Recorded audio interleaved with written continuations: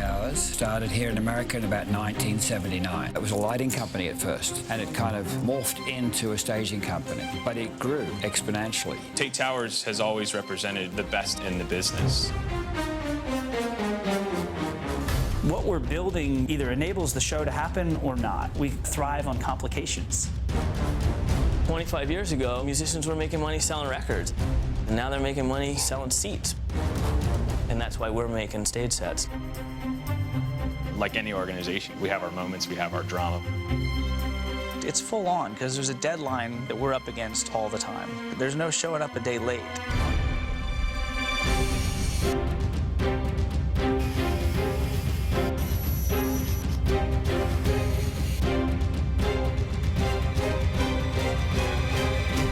In this business, you're only as good as your last show.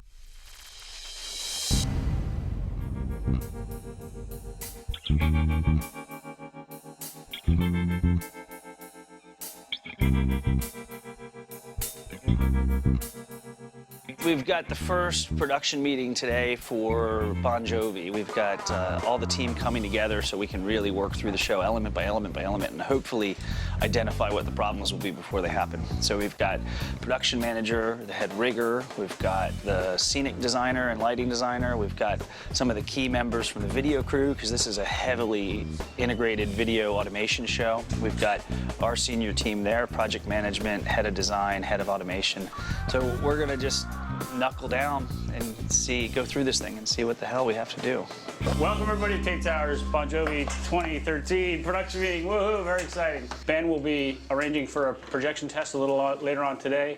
We have a projector coming in to shoot on the hanging prototype of the Hex, and we have a couple more surface materials that are going to arrive around FedEx around 10:30, so that'll either be just before or just after lunch. Conceptually, the show is what it is. Now it's a question of how to solve the problem, and we're having to invent some stuff to make this happen, right? This has never been done before. There's so many moving elements in the show, both for the projections and for the lighting, that the amount of unique looks that can be created with the gear that we're providing is unprecedented.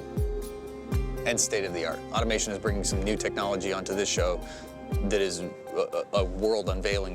We haven't done it anywhere else. It's about providing a projection surface that can be there and can be gone instantly.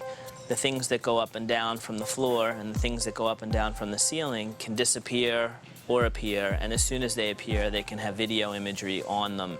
The columns that are coming from the air, the columns that are coming from the ground, to make them telescope at this speed, come in and come out, also be serviceable, it's tough. Our team's given it our best shot. We think we've got it solved, but hopefully this is a group of people that will find out what the holes are in the plan before we go build it. Because of the way we're doing the overlapping hexes, which we really like that idea now because we think it's going to give us the most uniform shape.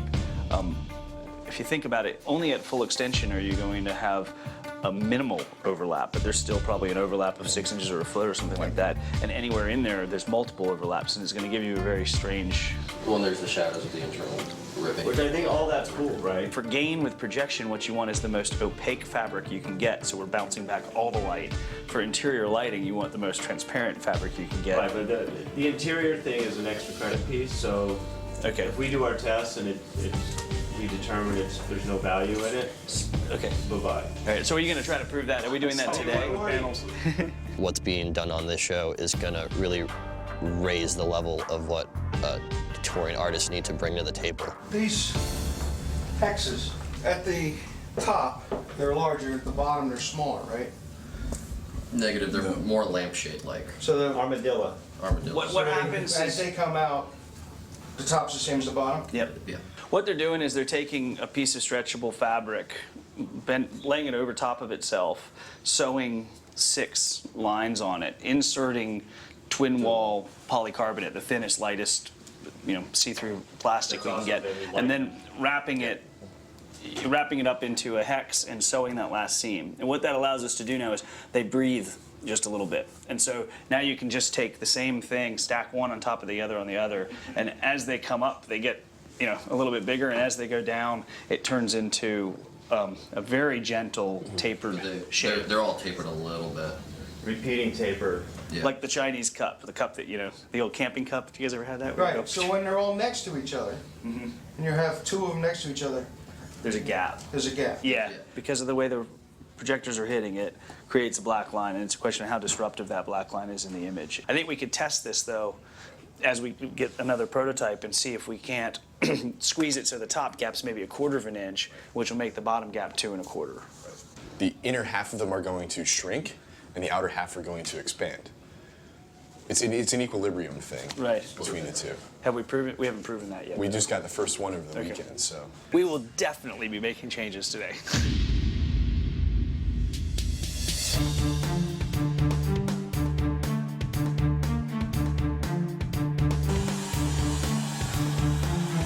Morning.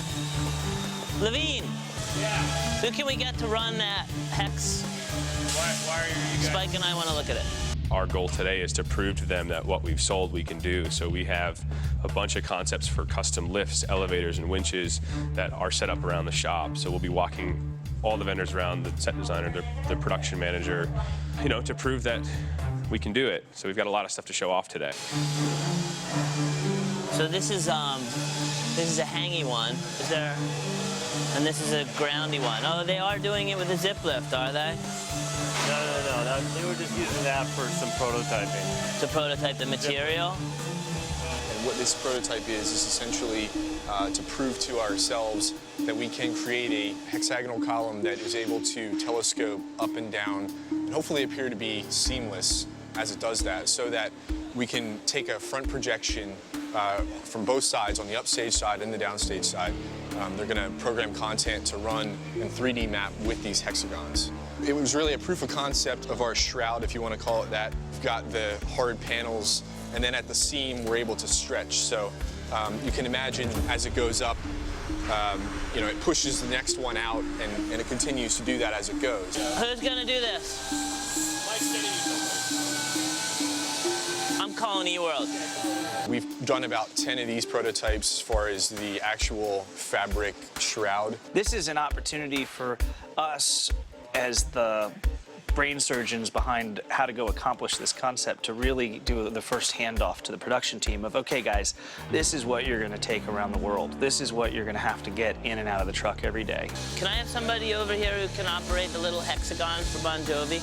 We want to show it to them so they can get it in their heads and really start to do all the planning necessary with labor and intermixing all of the departments, lighting, video, staging, automation. You know, there's a lot that has to come together, and this is the team that's going to make that happen. The whole thing's all set up here, ready to go.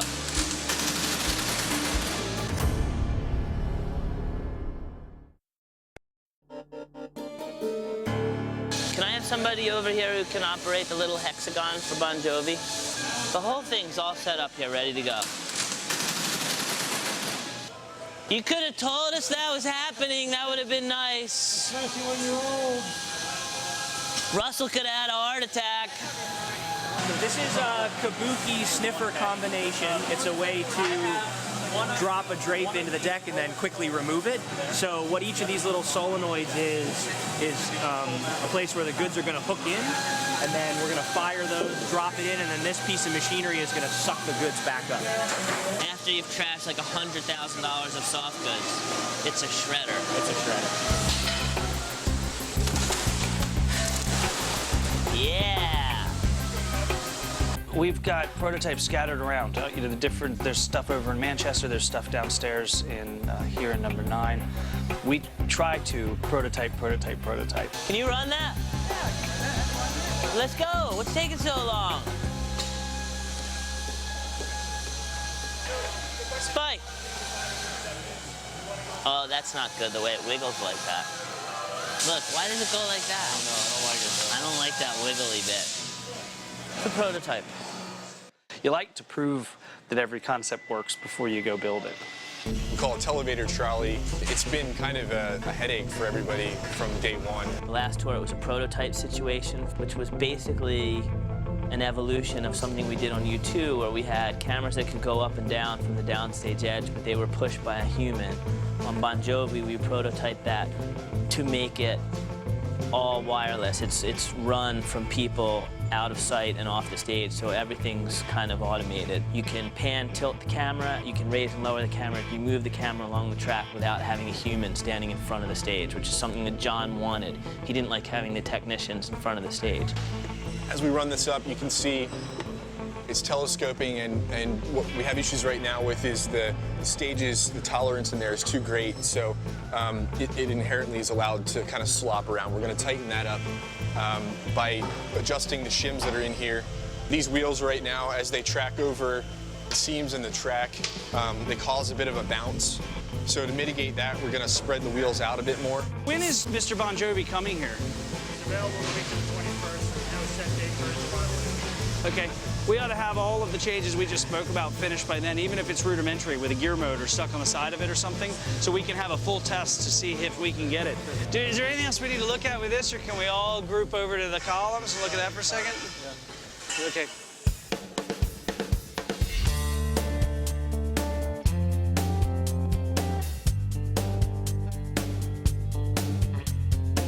We also have a prototype of a yo-yo winch, which we were testing for reliability. Obviously, we have a cable that spools on itself, so the diameter is always changing, and therefore it's really difficult to position that accurately. And we were just confirming with ourselves, essentially, that we can create something that is reliable, that does come back to the same position every time you run it. And that's what we proved out here. We've done that with a number of different weights, a number of different speeds, and that was successful. You know, you can calculate a lot of stuff, engineer a lot of stuff, but you still got to build a prototype in order to get the feel, the right feel for it. You know, does it really behave the way you're expecting, or is it going to be something that you didn't, anticipate in it? That's why, the key of success is really actually as many prototypes as you can build it. It's a time-consuming process. It takes time to do it, which is, time's always against us, as you probably already know, guys. We've got, I think, 3 working weeks left to go make it happen. By the time you take out convenient Christmas and New Year's, there's not a lot of time. So you're talking 15 days, maybe 20 working days maximum. So we've got to make sure we're all on the same page and make sure we're making the right decisions and not stepping backwards at all, and just go.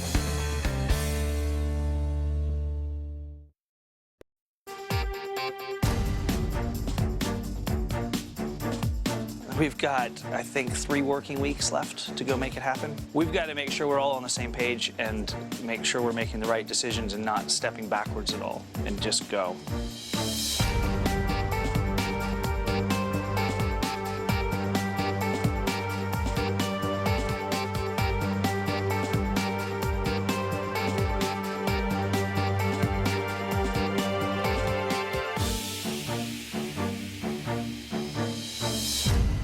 Hexagons that we're building are going to be video mapped upon.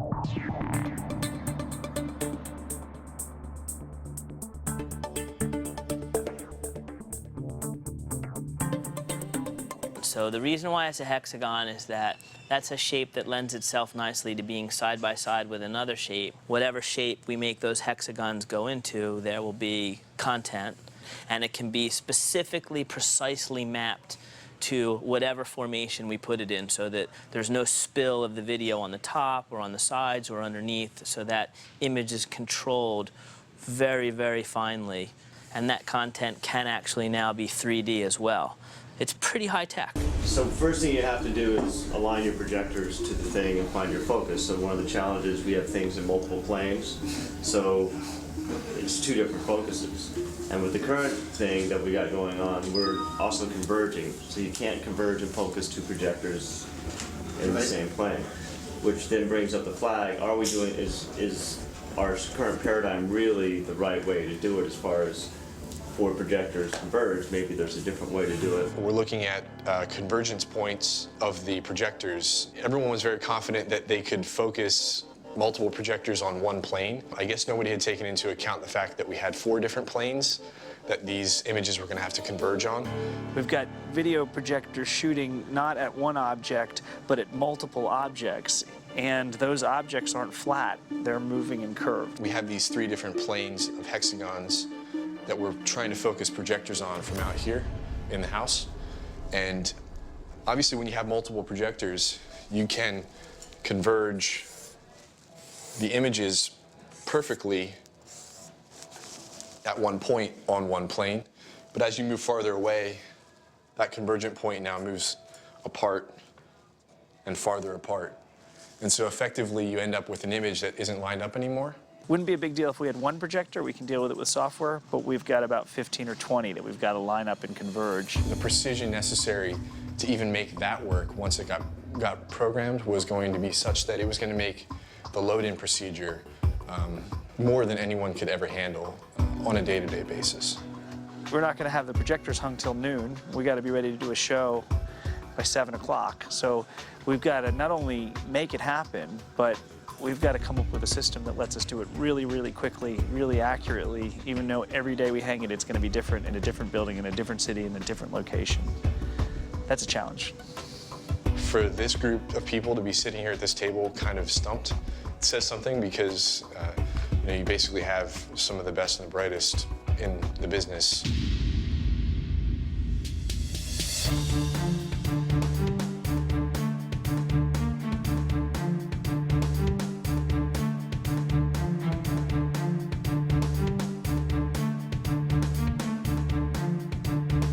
As a result of this meeting, we want to go change a little bit about how we treat the edges and a bit about our fabric stretch. We're going to probably pre-stretch it a bit more so that hopefully we can get some of the kind of bunched up bit of fabric to go away at the corners. There's a material issue.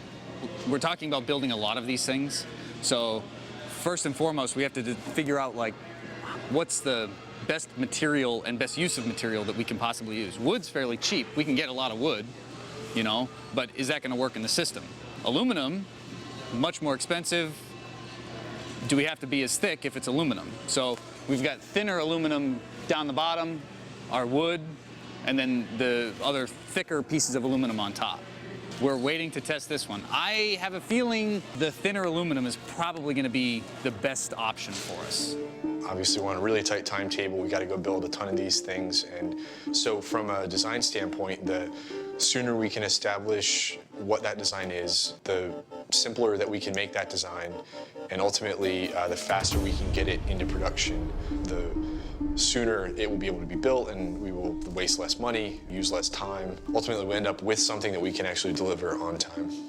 Tonight, we're going to go off and blow off some steam, which I think will be good. Tomorrow, we'll probably come in with some good ideas that people have come up with of how to solve the problems, and then we're going to start focusing on the stage, the camera system, the automation in the stage, and working through those details. Today, we really focused on video and what's in the air.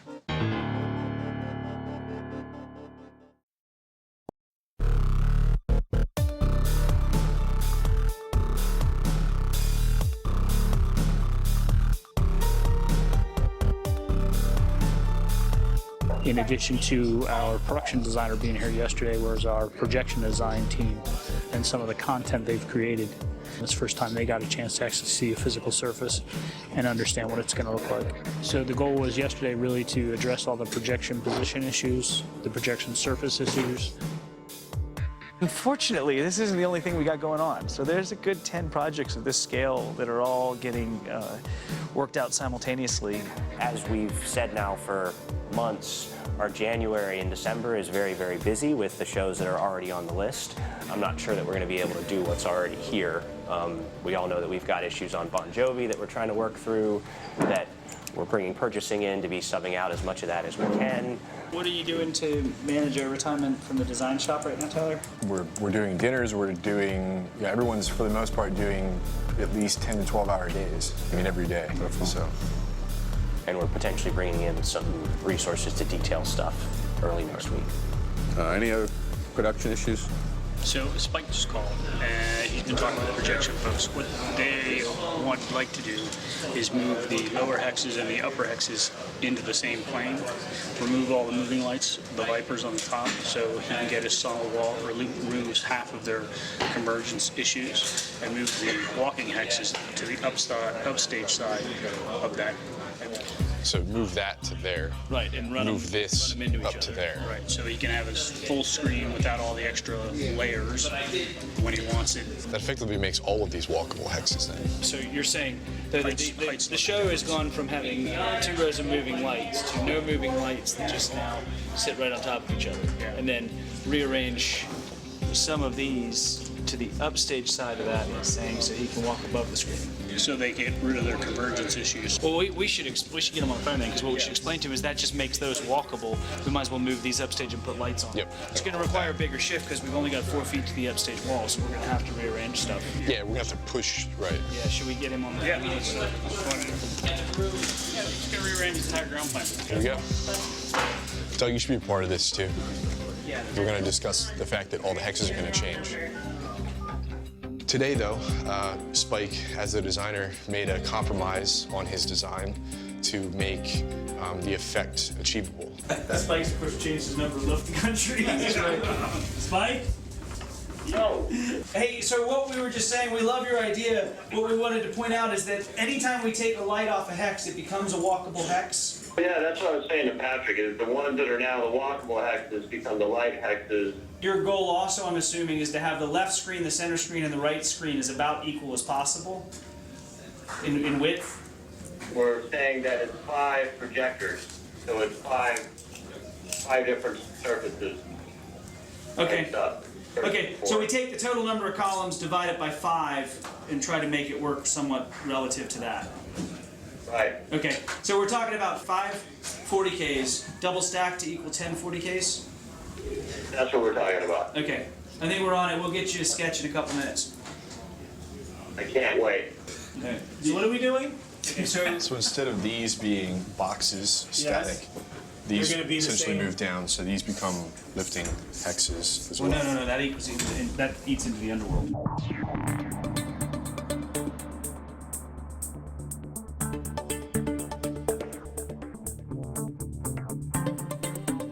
We're gonna match, whatever we choose on the ground, we're gonna move this to match. We're gonna take this kind of existing array of hexes and choose a portion of them to be the screen. That's gonna be divisible by 5, roughly, so that we might shoot boom, boom, boom, you see what I mean?